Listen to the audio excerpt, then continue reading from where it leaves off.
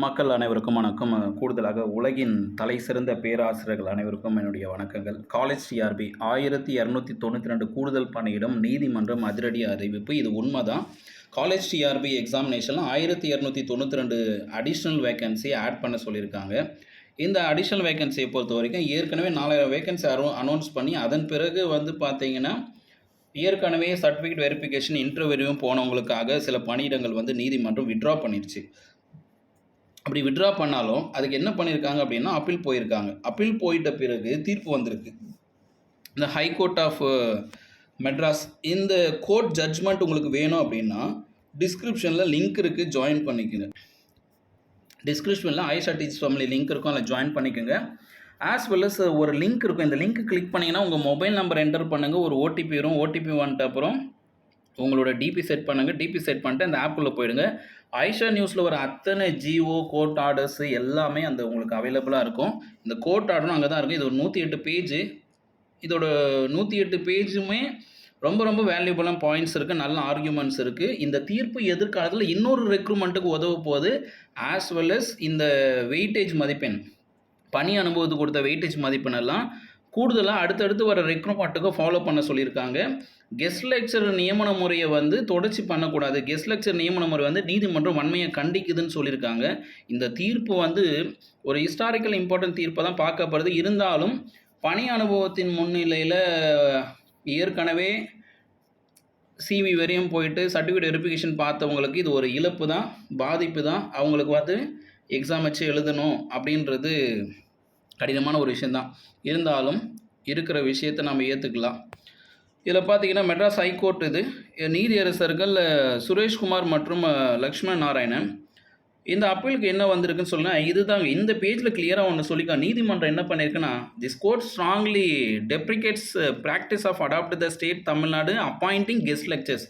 Guest lecturers appoint பண்ணது இந்த court வன்மையாக கண்டிக்குதுன்னு சொல்லிட்டு lots of courts time has been wasted on such litigation. இந்த மாதிரி பிரச்சனைகளால் நீதிமன்ற நிறைய நேரங்கள் வீணடிக்கப்பட்டிருக்கு அப்படின்றதையும் வலியுறுத்தியிருக்காங்க. அதுக்கு அடுத்து பார்த்தீங்கன்னா இதுதான் அது நமக்கு அது தமிழ் டிரான்ஸ்லேஷன் அது. அண்ட் ஃபைனல் இதுதாங்க court order. The government shall give appropriate direction to the teacher recruitment board, notify additional 1 to 9 to post for the recruitment in addition of existing notification issued on 16/10/2025. ஏற்கனவே 2708 announce பண்ணிங்க இல்லைங்களா, அதோடு சேர்த்து 1292 போஸ்ட்டை add பண்ண சொல்லி government order போடணும்னு சொல்லியிருக்காங்க. கூடுதலான இன்னொரு தகவல் என்ன அப்படின்னா, இந்த 42,064 பேர் அப்ளை பண்ணியிருக்கும் பொழுது இந்த 4000 அசிஸ்டன்ட் ப்ரொஃபஸர் போஸ்ட்டு போகிறதுக்கு ஃபினான்ஷியல் கெப்பாசிட்டி உங்களுக்கு இருக்குன்னு தானே ஒத்துக்கிட்டீங்க. ஃபினான்ஷியல் கெப்பாசிட்டி இருக்குன்னு சொல்லிட்டு தான் 16/10/2025 சொன்னீங்க.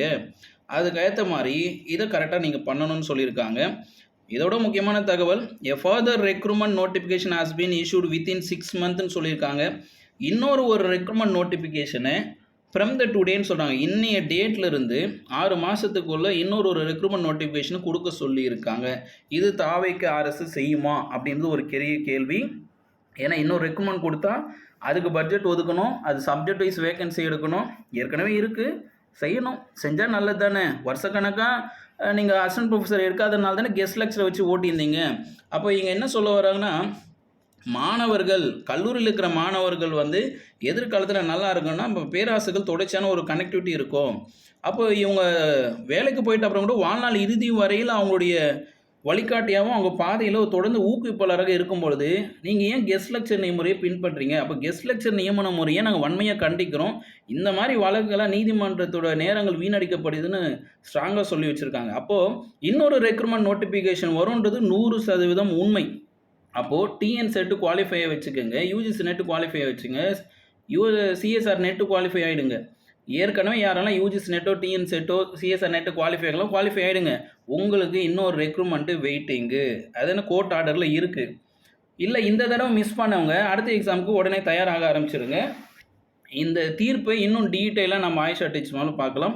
வேறு ஏதாவது தகவல் வேணால் கமெண்ட்டில் பதிவு பண்ணுங்கள், உங்களுக்கு அங்கேயே பதில் கொடுக்குறேன், இல்லைன்னா அடுத்த பதிவில் கொடுக்குறேன். இது ஆயிஷாவின் அச்சம் தவிர தீர விசாரிப்பு தம்பி.